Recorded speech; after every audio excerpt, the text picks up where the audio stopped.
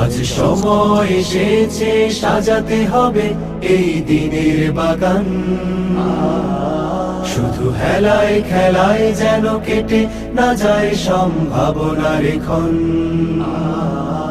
আজ সময় এসেছে সাজাতে হবে এই দিনের বাগান,